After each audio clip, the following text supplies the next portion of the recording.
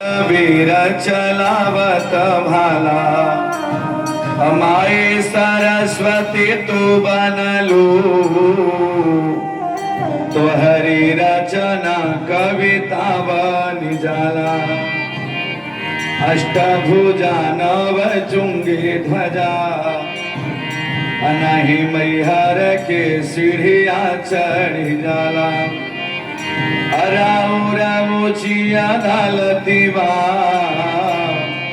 बदरा जस कह रची कह रही जाला। जब तक सूरज चांद रहेगा और सागर में पानी, तब तक बाबा अमर रहेगी तेरी नाम कहानी। अरे उस देश को देश कहें हम क्या, जिस देश में धर्म प्रथा ही न हो। और उस गाँव को गाँव कहें हम क्या, जिस गाँव में राम कथा ही न हो। अखिल कोटि ब्रह्मांड नायक अकारण करुणा करुणालय प्रभु श्री राम जी, उन्हीं की आराधनी शक्ति के रूप में विराजमान शक्तिश्वरी मातेश्वरी जनक नंदिनी जानकी जी, काली कमली वाले अनाथों के नाथ भूत भावन भगवान बरेला नाथ के चरणों में प्रणाम करते हुए हमारे आपके अंतःकरण को पवित्र कर देने वाले और श्री राम कथा प्रवचन सुनने के लिए सबसे पहले आकर के विराजमान हो जाने वाले कलयुग के प्रधान देवता श्री हनुमान जी महाराज के कमलवत चरणों में प्रणाम करते हुए हमारे आपके अंतःकरण को पवित्र करने वाले श्री रामचरितमानस के एक चौपाई को जिन्होंने लिखा है, ऐसे परम आदरणीय प्रातः स्मरणीय वंदनीय पूज्य श्री तुलसीदास जी महाराज के कमलवत चरणों में प्रणाम करते हुए अभी अभी जिनका थोड़ी ही देर में इस मंच पर आगमन होने जा रहा है, जौनपुर की धराधाम से चलकर आए, राष्ट्रीय अंतर्राष्ट्रीय मंचों पर अपनी विद्वत्ता की छाप को छोड़ने वाले परम विद्वान प्रातः स्मरणीय श्रीमद् भागवत कथा, शिव महापुराण और श्री राम कथा के मर्मज्ञ हमारे आराध्य परम आदरणीय सम्माननीय श्री पंडित प्रकाश चंद्र विद्यार्थी जी महाराज के कमलवत चरणों में प्रणाम करते हुए, जिनका हमसे पहले इस मंच पर कल बड़ी दिव्यतम प्रवचन चल रहा था, ऐसे हमारे परम आदरणीय परम सम्माननीय मिर्जापुर उत्तर प्रदेश से चलकर आए हमारे श्री राम कथा और भागवत कथा के मर्मज्ञ पंडित श्री धर्मराज शास्त्री जी महाराज के कमलवत चरणों को प्रणाम करते हुए चित्रकूट धाम से पधारी देवी श्री शिवानी जी का विशेष अभिनंदन, मातृशक्ति का हार्दिक स्वागत। हमारे साथ 33 कोटि देवताओं को अपने वेद मंत्रों से रिझा देने वाले हमारे 11 एकादश वैदिक विद्वानगण, साथ ही हमारे संगीत पर विराजमान समस्त त्रिवेणी संगम के माध्यम से साथ देने वाले भाई, एवं हमारे सामने यत्र तत्र से आई मातृशक्ति माता बहन बेटियां, हार्दिक आप सबका कोटि कोटि अभिनंदन है। इस मंडप में भर भगवान भोलेनाथ के प्रांगण में गोद में बैठकर हम और आप कुछ कहें या सुने। देखिए हमारी माता श्री आप सब दूर दूर से आप आती हैं, तो कारण क्या है? केवल और केवल भगवान की कथा नहीं है, इसी बहाने कम से कम भोले बाबा के नगरी में कुछ हम आप बैठ लें। कथा तो सब अपने मोबाइल पर यूट्यूब के माध्यम से सुन सकता है, लेकिन आपको यूट्यूब पे सुनने में ये आनंद नहीं आएगा जो लाइव टेलीकास्ट देखने में आता है। इसी क्रम में हमारे बड़े ही प्रिय भैया विनय कुमार सिंह जी का आगमन हुआ है। आपके ससुराल में भी हमें गाजीपुर गहमर गांव में जाना भी है। बड़ा सुंदर व्यक्तित्व है आपका, आप स्थान ग्रहण करें। अभी अभी हमारे अंश कुमार गुप्ता जी का आगमन हुआ, और भी हमारे जितने भी आदरणीय दुबे जी समस्त बैठे हुए, उधर हमारे चुर्क से पधारे हुए प्रिय भक्तजन, सभी का हृदय से स्वागत है, अभिनंदन है। आइए दो बार भगवान का नाम।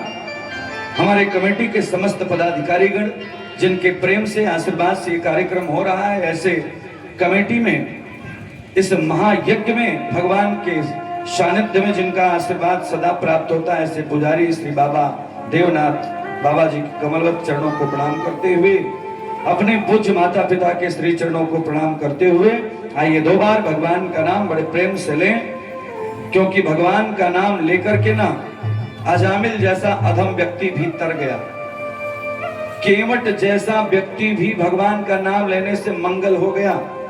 किसका किसका मंगल हुआ? अरे सब हो गए भव से पार लेकर नाम तेरा, सब हो गए भव से पार लेकर नाम तेरा, सब हो गए भव से पार लेकर नाम तेरा, सब हो गए भव से पार लेकर नाम तेरा।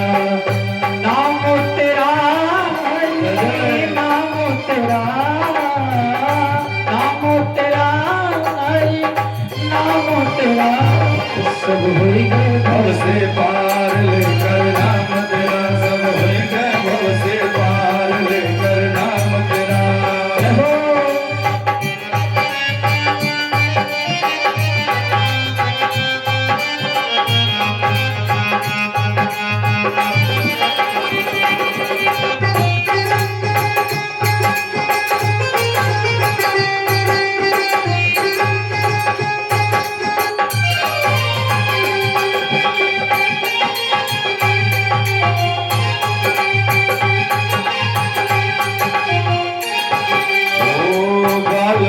अति दीन दुखी थे, वाल्मीकि अति दीन दुखी थे, वाल्मीकि अति दीन दुखी थे, वाल्मीकि अति दीन दुखी थे। पूरे कर्म में सदा लिप्त थे, पूरे कर्म में सदा लिप्त थे, पूरे कर्म में सदा लिप्त थे, पूरे कर्म में सदा लिप्त थे। वाल्मीकि जी को आप सब लोग जानते होंगे। वाल्मीकि जी क्या करते थे सबको पता है, लेकिन हमारे प्रभु वाल्मीकि ने कुछ विशेष नहीं किया।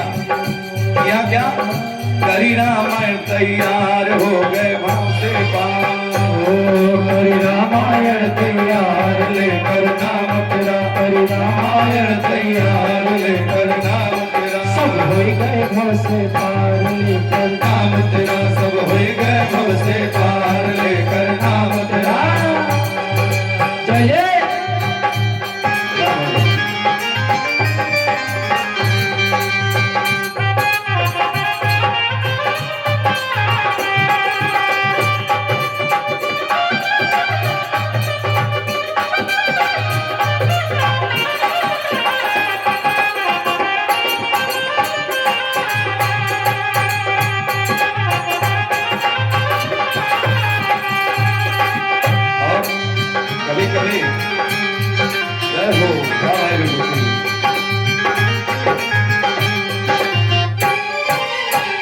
हमारे समाज में एक बड़ी समस्या है, लोग कहते हैं कि भैया भगवान उसी को मिलते हैं ना जो पूजा करता है, लेकिन मैं ये नहीं मानता। अरे थे नल नील जाति के वानर, नल नील जाति के वानर, थे नल नील जाति के वानर, थे नल नील जाति के वानर, थे नल नील जाति के वानर, थे नल नील जाति के वानर, थे नल नील जाति के वानर। क्या किया नल नील ने? क्या किया बताओ, आप लोग बताओ।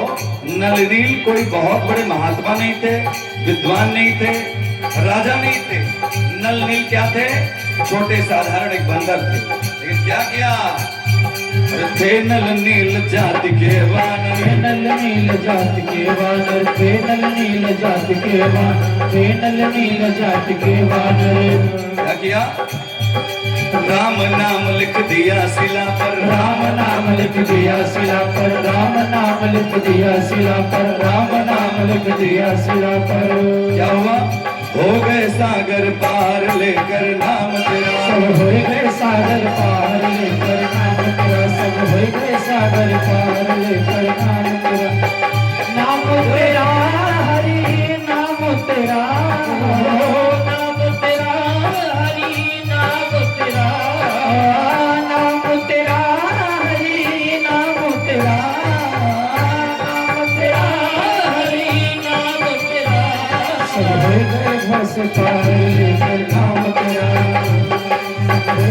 भव से पार लेकर जय जय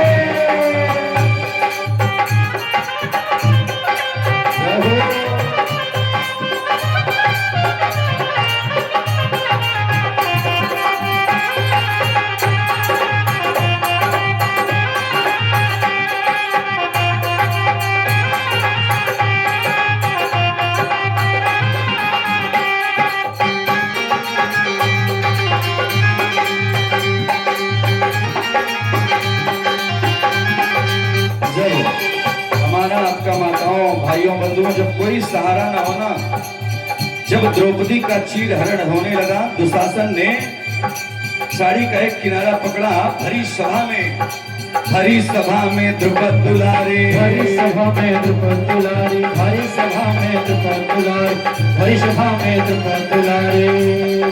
कृष्ण द्वारिका नाम पुकारे, कृष्ण द्वारिका नाम पुकारे, कृष्ण द्वारिका नाम पुकारे, कृष्ण द्वारिका नाम पुकारे।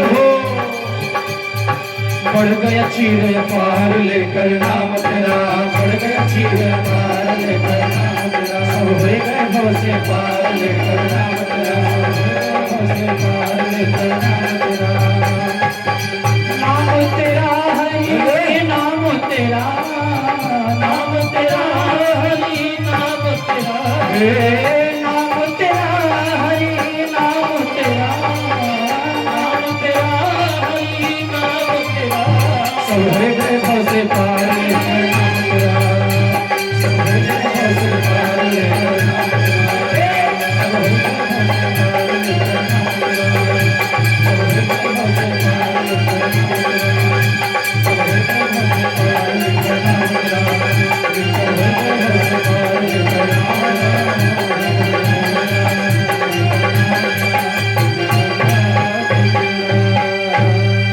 प्रेम से बोलिए सीतारामचंद्र भगवान की जय। कल जितने भी लोग प्रवचन में आए थे सबको पता है कि कल भगवान सीताराम जी का विवाह संपन्न हुआ मंच के माध्यम से। और दुनिया में अगर सबसे बढ़िया कोई दिन होता है तो वो दिन है जिस दिन किसी का विवाह होता है। जिस दिन विवाह का दिन होता है ना, उसको कहते हैं कि सुदिनम तदेवा, तदैव लगनम सुदिनम तदेवा, तारा बलम चंद्र बलम तदैवा। वो दिन बहुत सुंदर होता है आदरणीय दुबे जी, जिस दिन विवाह होता है। लेकिन सही बात यह है कि कभी कभी जब पति पत्नी में परेशानी आती है तो वही पति पत्नी जब लड़ाई करते हैं तो कहते हैं कि वही दिन हमारे लिए सबसे खराब था जिस दिन आपसे शादी हुई।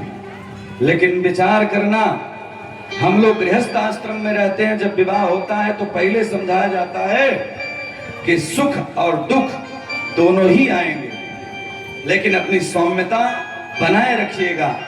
अधिक सुख मिले तो उसमें बहुत ज्यादा प्रसन्न मत हो जाइएगा, और दुख मिल जाए तो बहुत ज्यादा दुखित मत हो जाइएगा। दुख और सुख में बने रहिएगा। कल भगवान सीताराम जी का विवाह जयमाल के माध्यम से संपन्न हो गया। फिर भी गुरुदेव वशिष्ठ जी के यहाँ चिट्ठी भेजी गई, किसके द्वारा? जनक जी के पुरोहित आचार्य गुरु हैं कौन? शतानंद जी महाराज। शतानंद जी और विदेहराज जनक ने विश्वामित्र गुरु से निवेदन किया कि गुरुदेव, विवाह 8 प्रकार का होता है। ध्यान से आप सब सुनिएगा। विवाह 8 प्रकार का होता है, जिसमें ब्रह्म विवाह जो होता है सबसे श्रेष्ठ विवाह माना गया है, जो हमारे और आपके यहाँ होता है। उसमें लड़का अर्थात वर भगवान श्री विष्णु का रूप माना गया है, और कन्या स्वयं लक्ष्मी का रूप मान करके हम लोग पूजा करते हैं। तो ब्रह्म विवाह जिसमें कन्यादान होता है वो सबसे श्रेष्ठ है वेद विधि से। शतानंद जी और विदेहराज जनक ने कहा, जयमाल भले ही हो गया है, लेकिन हम विवाह तब तक नहीं करेंगे जब तक स्वयं पिता श्री रामचंद्र भगवान के पिताश्री का आगमन नहीं हो जाएगा। क्योंकि बिना पिता के और बिना गुरु के आज्ञा के बिना श्री रामचंद्र जी कभी विवाह ब्रह्म विवाह कर ही नहीं सकते। तो ब्राह्मण को चिट्ठी लेकर के भेजा गया। पहले जमाने में विवाह शादी का समस्त कार्यक्रम ब्राह्मण लोग करते थे, पंडित जी लोग करते थे, लगाते थे, चिट्ठी ले जाते थे। तो आज एक ब्राह्मण देवता चिट्ठी लेकर गए। राजा दशरथ अपने गुरु वशिष्ठ के साथ बैठे हुए थे और वशिष्ठ जी के पास, राजा दशरथ के पास जब वो चिट्ठी गई तो सर्वप्रथम राजा दशरथ ने वो चिट्ठी लिया, लेकिन वो सबसे पहले गुरु के हाथों में वो चिट्ठी गई। अर्थात गुरु ने वह जब पत्रिका खोला तो उसमें लिखा था कि आप बारात लेकर आए और स्वयं राम और लक्ष्मण यहाँ पर विराजमान हैं, और भी दो आपके घर में पहले से दो वर हैं, उनका नाम है भरत और शत्रुघ्न, उनको वर के रूप में वहां से लेकर आए। और जनवासा में आएंगे तो लक्ष्मण भरत शत्रुघ्न चारों जो है दुल्हा सरकार बन जाएंगे। आप लेकर के बारात सजा करके आइए। जब ही बात राजा दशरथ ने ये सुना तो मन अति प्रसन्न हो गया, क्योंकि बंधुओं सबसे ज्यादा पिता को तब खुशी होती है जब उसका पुत्र दुल्हा बनता है। समधी बनने का आनंद अलग ही है। देना भैया, चाचा श्री बैठे हुए हमारे गार्जियन, समधी बनने का आनंद बिल्कुल अलग है। तो आज राजा दशरथ बड़े प्रसन्न थे, लेकिन प्रसन्नता में भी राजा दशरथ ने कहा कि गुरुदेव, वो समय कब ठीक रहेगा जो हमारे यहां से बारात प्रस्थान करे। गुरुदेव ने बड़ी सुंदर बात कहा। गुरुदेव ने कहा कि जब ब्राह्मणों के द्वारा शांति पाठ, स्वस्त्यन का पाठ जब हो जाता है तो मानो कि वही दिन आपके लिए पवित्र हो जाता है, क्योंकि शांति पाठ के अंतर्गत एक बहुत अच्छा मंत्र है, भद्रं कर्णेभिः शृणुयाम देवा भद्रं पश्येमाक्षोभ्रजत्राः। यानी किसी भी प्रकार की भरड़ी भद्रा इत्यादि हो, किसी प्रकार के ग्रह हो, प्रेत हो, दोष हो, तो वो समाप्त हो जाए और बारात अच्छे से निकल पाए। हमारे यहाँ प्रथा है कि जब घर से बारात निकलती है तो परचम होता है ना। उसका कारण क्या है? माताएं काजल क्यों लगाती हैं लड़के को? बारात जब सजती है घर से जाने के लिए तो काजल क्यों लगाया जाता है कि आज घर से लड़का बाहर जा रहा है तो शनि देव की 7.5 सामने लड़के पर ना आ जाए, नहीं ससुराल में जाएगा तो 7.5 लगी रहेगी, तो पहले ही नंबर पर पिशाच डाकिनी साकिनी लोग इसको परेशान करेंगे। इसलिए वर को सबसे पहले तिलक किया जाता है, बढ़िया सुंदर सजाया जाता है। और विचार करिएगा, आपने भोले बाबा के विवाह में देखा था कि भोले बाबा जब सजे तो किस प्रकार सजे, लेकिन मेरे भरत सरकार पहले से विराजमान अपने पिता के आदेश का पालन करने के लिए, क्योंकि राम जी पहले से जनकपुर में पहुंच चुके थे। लेकिन आप विचार करिए, जब राजा दशरथ के यहाँ बारात सजी है, घर से चलने के लिए परछन के बाद नंबर आया, गुरुदेव भगवान का स्वागत अभिनंदन प्रणाम करते हैं। ऐसे मंच पर आपके आगमन से एक बार जोरदार ताली आप सब बजाएंगे। जब बारात सज गई, तैयार हो गई, रथ में बैठने का नंबर आया, मातृशक्ति आप सब ध्यान दीजिएगा, सबके घर में विवाह होता है। सबसे पहले अगर रथ में किसी को बैठाया गया तो वो है गुरु वशिष्ठ। गुरु वशिष्ठ जी को रथ में, गाड़ी में सबसे पहले वशिष्ठ जी को और सहयोगी उनके जितने भी ब्राह्मण वृंद थे, संत थे, महात्मा थे, पहले गाड़ी में, रथ में उनको बैठाया गया। अब विचार करिएगा, दुबे जी अच्छे लोग हैं। आज इस कलयुग में जब सारे बाराती चले जाते हैं, पंडित जी बेचारे विवाह कराने वाले एक तरफ अपना पीला सा झोला लेकर, लाल वाला पीली धोती पहन के, पंडित जी एक किनारे बेचारे कोने में बैठे रहेंगे कि हमारा नंबर कब आएगा। आचार्य से पंडित जी एक किनारे रहेंगे, लेकिन धन्य है वो परिवार जिस परिवार में गुरु ब्राह्मण पुरोहित का सम्मान होता है। स्वयं राजा दशरथ से शिक्षा लेनी चाहिए। दशरथ जी ने पहले अपने गुरुदेव को रथ में बैठाया और ब्राह्मणों को बैठाया। जैसे हमारे क्षेत्र में ऐसे ऐसे लोग हैं जो ब्राह्मण का, संत का, पुरोहित का, ज्ञानी का जो सम्मान करते हैं। राजा दशरथ ने सर्वप्रथम प्रेम के साथ बारातियों में सर्वश्रेष्ठ मान करके गुरु वशिष्ठ जी को बुलाया और बैठाया और कहा, गुरुदेव आप बैठेंगे तो हमारे यहाँ मंगल ही मंगल होगा, क्योंकि मुद मंगलमय संत समाजू, मुद मंगलमय संत समाजू, मुद मंगलमय संत समाजू, मुद मंगलमय संत समाजू। जो जग जंगम तीरथ राजो, जो जग जंगम तीरथ राजो, मुद मंगलमय, मुद मंगलमय संत समाजो, जो जग जंगम तीरथ राजो, जो जग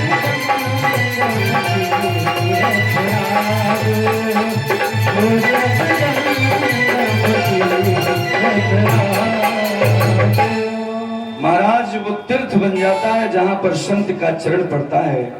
ऐसे ऐसे महात्मा, ऐसे ऐसे योगी। मैं एक दिन अपने आंगणी बैठे हुए गुरुदेव के घर गया निमंत्रण कार्ड देने के लिए। सत्य बताऊं, आप पूजन कर रहे थे, मंदिर सामने है, बगल में आपका कैथी गांव बड़ा सुंदर है। मैं गया निमंत्रण देने के लिए और गुरुदेव पूजन कर ही रहे थे। पूजन करने के तत्काल आए, जो हमारे सहयोगी ब्राह्मणों को आपने सम्मान दिया, महाराज मन प्रसन्न हो गया। हमने कहा, गुरुदेव आज तो प्रातः ही हम लोग आए थे और समय अच्छा था, क्योंकि स्वामी कल्पात्री जी महाराज ने कहा है कि यज्ञ कराना इतना आसान नहीं है, बेटी का विवाह करना इतना आसान नहीं है। यज्ञ तभी सफल होती है, बेटी का विवाह तभी सफल होता है जब करपात्री महाराज के 2 वचनों का हम लोग पालन करेंगे। ध्यान से आप सब सुनिएगा। करपात्री जी महाराज के पास कुछ ऐसे लोग गए जो यज्ञ करा रहे थे और करपात्री महाराज से निवेदन किए कि महाराज हम लोग सुबह सुबह आपके यहाँ आए हैं, कुछ आप हमको दे दीजिए। कल्पात्री महाराज ने कहा अपने चेले से, शिष्य से कि जाओ अंदर से थोड़ी सी रुई लेकर के आओ। शिष्य गया अंदर, रुई लेकर के आया। ध्यान से सुनिएगा। रुई लेकर शिष्य आया। करपात्री महाराज ने जो कमेटी के लोग थे उनके पास, उनके हाथों पर थोड़ी सी रुई को रख दिए और सारे कमेटी के लोगों ने प्रणाम किया और निकल पड़े। जब दूर गए तो वहां कई ऐसे युवा थे, उन्होंने कहा कि महाराज कैसे संत हैं, सुबह सुबह हम लोग आए और कुछ चंदा में कुछ दिए भी नहीं, कुछ दक्षिणा देते, द्रव्य देते, पैसा देते, रुपया देते, अन्न देते, दान करते। महाराज युवाओं ने जब ये बात कहा तो एक बैठे हुए बुजुर्ग थे वहां, जैसे हमारे श्रेष्ठ जन हैं, आप बैठे हुए पिता तुल्य गार्जियन। किसी का बाल ऐसे नहीं पकता है, किसी का भी वो उम्र होती है और जब एक उम्र के बाद अनुभव आता है तब बाल पक जाता है। आज उन बुजुर्ग ने कहा कि अगर इतने बड़े महात्मा ने रुई दिया है तो उसका कोई महत्व होगा। अगर आप लोगों के मन में समझ में नहीं आ रहा है तो चलिए हम लोग उन्हीं के यहाँ चलते हैं, समझते हैं कि ये आपने रुई क्यों दिया। सारे कमेटी के लोग करपात्री महाराज के आश्रम गए, करपात्री महाराज को प्रणाम किया। स्वामी जी ने कहा कहिए फिर से आप लोग क्यों आए हैं? तो वो श्रेष्ठ व्यक्ति, बुजुर्ग व्यक्ति जो कमेटी में थे, उन्होंने कहा महाराज ये जितने युवा हैं इनको शक है कि ये जो थोड़ी सी रुई दिए हैं इससे 9 दिन का दिया बत्ती भी नहीं जल पाएगा, आरती भी नहीं हो पाएगी। आप इतने बड़े संत हैं, आपने कुछ दान नहीं किया। आज स्वामी करपात्री महाराज ने जो बात कहा अगर हम लोग सुन लेंगे तो दुनिया में जितने भी बेटी के पिता हैं, बेटी की माँ हैं, बेटी के घर वाले हैं या यज्ञ करने और कराने वाले लोग हैं वो समझ जाएंगे। करपात्री महाराज ने बड़ी सुंदर बात कहा ऐ दुनिया वालों ध्यान से सुनना, ये रुई हमने इसलिए दिया कि जब आप यज्ञ करने जाओगे, बिटिया की शादी एक यज्ञ है, यज्ञ करोगे तो तमाम काटने वाले लोग मिलेंगे आपको समाज में। ये लड़का ठीक नहीं है, उसका परिवार ठीक नहीं है, यज्ञ हो रही है, यज्ञ में प्रवचन करता ठीक नहीं है, तो साउंड ठीक नहीं है, ये चीज खराब है, वहां चीज ये खराब है, तमाम बुराई करने वाले लोग मिलेंगे। लेकिन आपकी यज्ञ तभी सफल होगी जब इस थोड़ी सी रुई को दो भाग में करना और दोनों भाग में करके अपने कान में डाल लेना। जब कान में रुई रहेगी तो आप किसी की बातों को नहीं सुनोगे, तो एक दिन आपकी यज्ञ जरूर पूरी हो जाएगी। चाहे वो बिटिया की शादी हो, चाहे वो धर्म कार्य हो, चाहे वो राम कथा हो, मैं भी यही करता हूं। मेरे गुरुदेव कहा करते थे, अभी जो मंच पर आएंगे उनका ये कथन है कि सत्य अभियान को सर्जना चाहिए, भ्रष्ट अभियान को वर्जना चाहिए, सिंह को तो सदा गर्जना चाहिए। तो आज हम लोग शिक्षा लें कि आज स्वयं महाराज दशरथ चक्रवर्ती सम्राट, जिसके धन को देख करके कुबेर भी शर्मा जाता, आज वो महानतम व्यक्तित्व गुरु को पहला नंबर पर सम्मान दे। और आज बारात चली, अच्छा बारात चली, परछन हुआ, खूब बढ़िया, तिलक लगा, सब बाराती सज गए। अच्छा बाराती का अलग महत्व है, बारात में बड़े सुंदर सुंदर नए नए कपड़े और साड़ी का बड़ा महत्व है। एक महीना पहले से विवाह की तैयारी होने लगती है।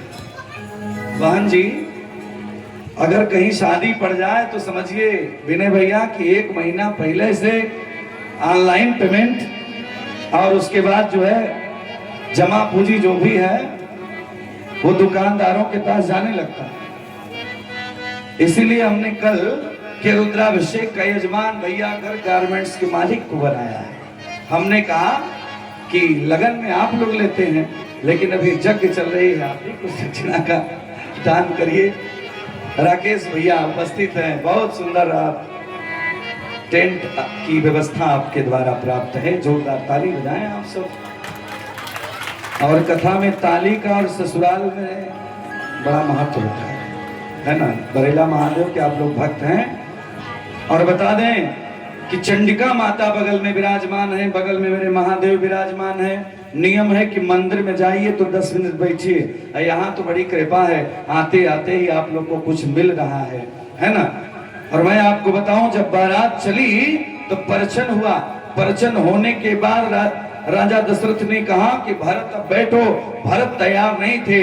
भरत ने कहा कि जब तक मेरे भैया राम मेरे सामने नहीं होंगे तब तक मैं दुल्हा नहीं बनूंगा, मुकुट नहीं रखूंगा, क्योंकि मिला ही न जग में सहोदर भ्राता, मिला ही न जग में सहोदर भ्राता, अस विचार जियो जागता, अस विचार जियो जागता।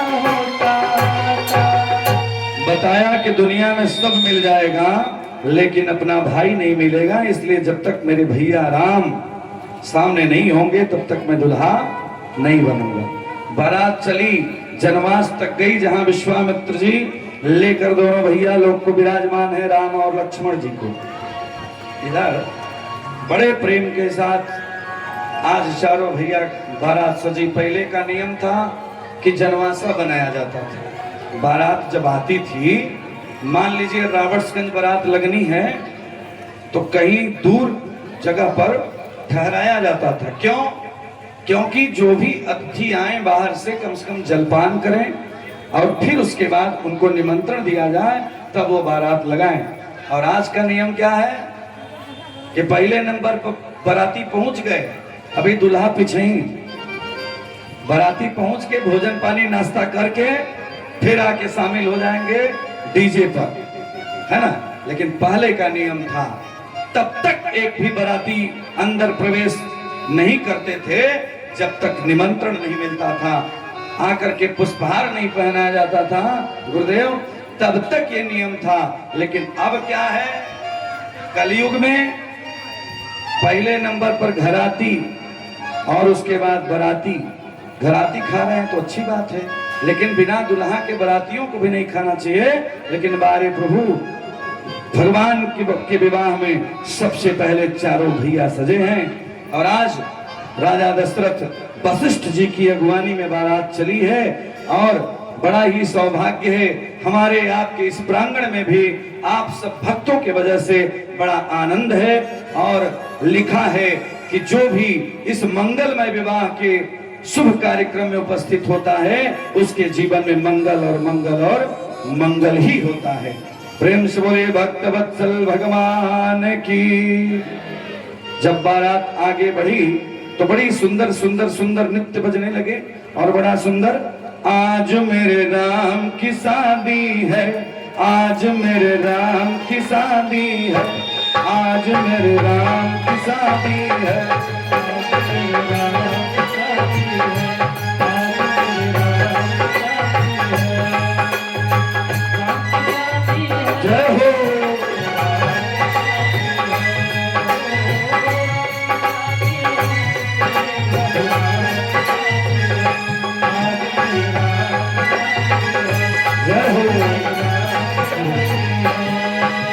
लगता है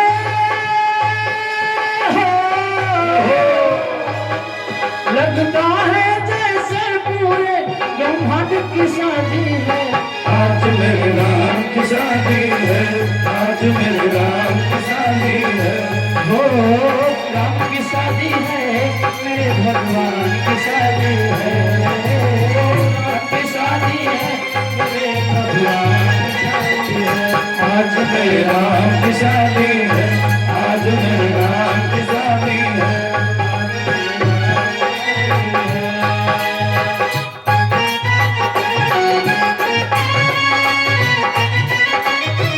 जय श्री राम।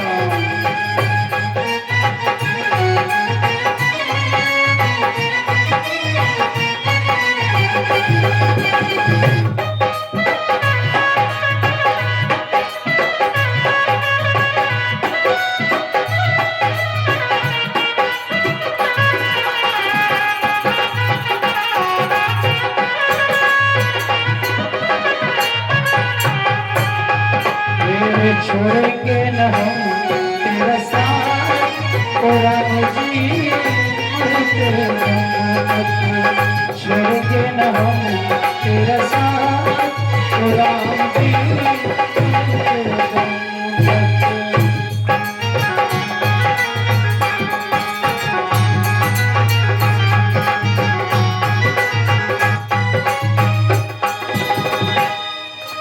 प्रेम से बोलिए भक्त वत्सल भगवान की जय। अच्छा, कितने लोग भगवान के विवाह में आज उपस्थित हैं और कितने लोग मन से उपस्थित हैं?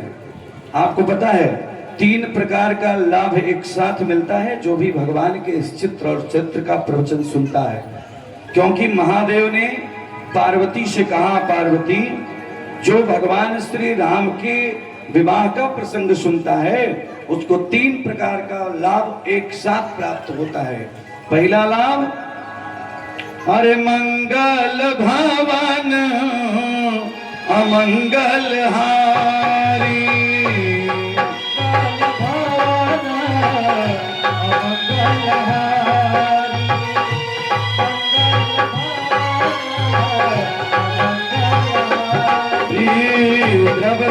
सुदशरथ अजरा बिहारी।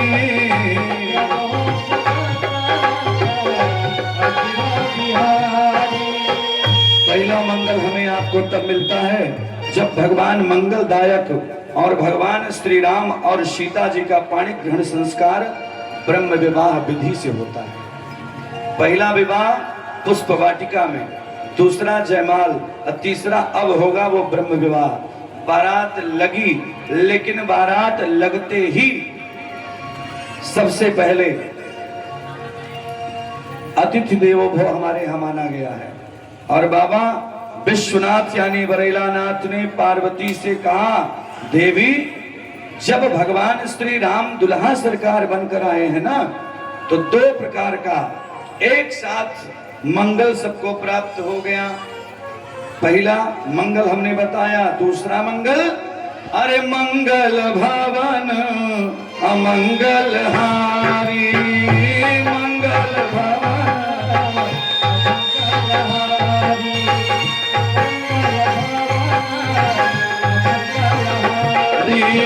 उमा सहित जही जपत पुरारी,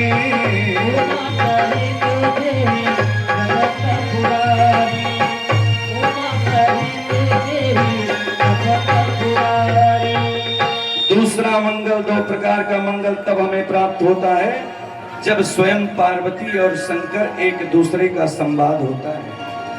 बहनों माताओं, जब हम लोग अपने घर में बैठते हैं ना, तो किसी भी व्यक्ति का मान और सम्मान तभी तक है जब उसको बात करने की कुछ शैली, कितना भी बड़ा विद्वान हो, अगर वो बात नहीं कर पाएगा ना, अगले से सामने वाले से बात कैसे करना है, अगर ये हमें समझ नहीं रहेगी तो जीवन भर हमारी सारी पढ़ाई बेकार है। क्योंकि भगवान ने, महादेव ने पार्वती से कहा कि देवी, भगवान के विवाह का अभिप्राय समझना, केवल समाज को ये शिक्षा देना कि विवाह करते समय दो चीज का ध्यान जरूर देना चाहिए। इधर बारात लगने जा रही थी और उधर भगवती पार्वती ने शंकर से पूछा कि महादेव, सीता जी ने भगवान श्री राम को पाने के लिए क्या किया, यही बता दीजिए। आज महादेव ने बड़ी सुंदर बात बताया। इधर जयमाल हो गया था, फिर भी ब्रह्म विवाह नहीं हुआ था। हमारे यहाँ सनातन में नियम है कि जब बारात लगती है, अर्थात ब्रह्म विवाह, पहले द्वार पूजा होता है, गणेश पूजन होता है, और गणेश पूजन के समय ही जिस लड़की का, जिस कन्या का, जिस लक्ष्मी का विवाह होता है, वो कन्या आती है और अपने हाथों से अक्षत को सबसे पहले स्वागत के क्रम में वर के ऊपर छोड़ती है। ऐसा है ना हम लोग के यहाँ, है कि नहीं? लड़की जो है, जो लक्ष्मी है, कन्या, अपने होने वाले स्वामी के ऊपर अक्षत छोड़ती है। उसका मतलब क्या है? जो कभी भी छत न हो। अक्षत का मतलब है जो कभी छत न हो, जो कभी टूटे ना, जो कभी खराब न हो, उसको कहते हैं अक्षत। यानी हे महादेव, आज से हमारा जो रिश्ता, वो कन्या ये कहती है कि आज से जो हमारा रिश्ता होने वाले, सामने वाले इस वर से, पति से, स्वामी से होने जा रहा है, ये दुनिया में सब हो जाए, लाख परेशानी आ जाए, लेकिन कभी छत न हो, कभी टूटे ना। आज अक्षत से शुरुआत होती है। विचार करना, जब लड़की की विदाई होती है तो फिर अक्षत का ही नंबर आता है। अंतिम में अक्षत दिया जाता है समधी को, और फिर वही अक्षत कन्या अपने घर में प्रवेश, घर से निकलते समय घर में छोड़ती है, और निश्चित रूप से घर वालों को आशीर्वाद देती है कि हमारा घर हमेशा धन, संपदा और ऐश्वर्य से भरा रहे। क्योंकि लक्ष्मी आशीर्वाद देती है। अगर वो कन्या आशीर्वाद नहीं देगी तो भैया घर भर नहीं सकता। विचार करना, जिसके घर में बेटी बहन का आंसू गिरता होगा, उस घर को लंका की तरह श्मशान बनना पड़ता है। मैं नहीं कहता, आगे आप प्रवचन में सुनेंगे। लंकाधिपति रावण ने जब बहुत सारा अत्याचार किया भगवती सीता के ऊपर, तब श्री हनुमान जी महाराज ने यही कसम खाया था कि हमारी बहन सीता आज रो रही है, एक माचिस के कांटी के लिए मैं वादा करता हूं कि पूरे इस समस्त लंका को अगर जला नहीं दिया तो मैं भी भारत का वीर बेटा नहीं। और आज मेरी माँ ने आंसू गिराया है और एक माचिस के लिए मेरी माँ रो रही है। मानस पढ़िएगा, मानस में लिखा है कि माँ रोते रोते रोते लंका में कहती हैं, अरे अवनी नया वत एक उतारा,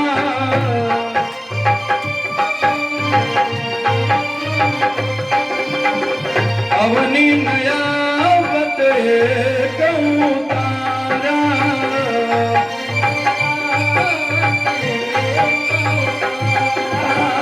देखियत प्रगट गगन अंगारा।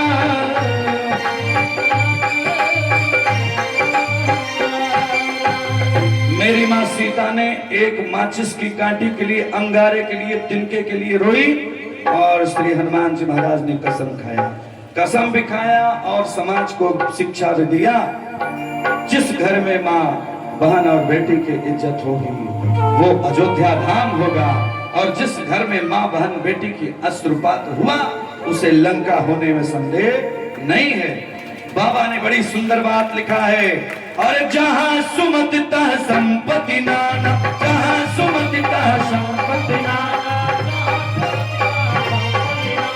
जहां सुमति तह संपत्ति नाना, जहाँ सुमति तहाँ संपत्ति नाना, जहाँ सुमति तहाँ संपत्ति नाना, जहां कुमति तह विपत्ति निदाना, जहाँ सुमति तहाँ विपत्ति निदाना, जहाँ सुमति तहाँ विपत्ति निदाना। श्री राम जय राम जय जय राम, श्री राम जय राम जय जय राम, श्री राम जय राम जय जय राम।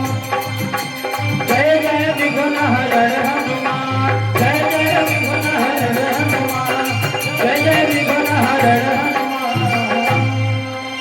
आज भगवान अर्थात महादेव ने पार्वती से कहा कि देवी, भगवान के विवाह का दृश्य हम तुमको सुना रहे हैं देवी, लेकिन मेरे ऊपर भी उन्हीं की कृपा है, राम जी की कृपा है, जो मैं तुम्हें भगवान के विवाह का वर्णन सुना रहा हूं। इसलिए हे भगवती, सीता ने सबसे पहले भगवान गणेश को प्रणाम किया, सीता ने सबसे पहले सरस्वती की वंदना किया, सीता ने भगवती देवी की पूजा किया। हर एक कन्या को चाहिए कि जिस दिन उसका विवाह हो, आप कहीं जाओ या मत जाओ, मैं विरोधी नहीं, जहां जाना है आप पार्लर जाओ, जहां जाना है तैयार हो जाओ, सुंदर बन जाओ, लेकिन सुंदर बनने के लिए सबसे बड़ी चीज है, हर बेटी को चाहिए कि आप अपने क्षेत्र के आराध्य, अपने क्षेत्र के महादेव के मंदिर में जरूर जाइए। मैं आसपास की जितनी भी बेटियां हैं उनसे आग्रह जरूर करूंगा कि अगर आपका इस क्षेत्र में विवाह हो रहा है, जिस दिन आपका विवाह हो, मंदिर में बाबा के धाम में आइए, भोलेनाथ को प्रणाम करिए और चंडिका माता को प्रणाम करिए। वादा है, सुख और दुख तो आते रहते हैं, लेकिन इतना जरूर है, उस दुख में भी आप कभी टूटोगे नहीं। आपका साथ स्वयं परब्रह्म परमात्मा बरेलानाथ खड़ा होकर के देते रहेंगे। जब जब आप पर कष्ट आएगा तो महादेव शक्ति प्रदान करेंगे, इधर से चंडिका माता प्रदान करेंगी, और आपके पति का हमेशा जीवन मंगलमय रहेगा। बहनों, आइए, भगवान का विवाह होगा, लेकिन विवाह कराने के लिए हमारे गुरुदेव भगवान का शुभागमन मंच पर होने जा रहा है।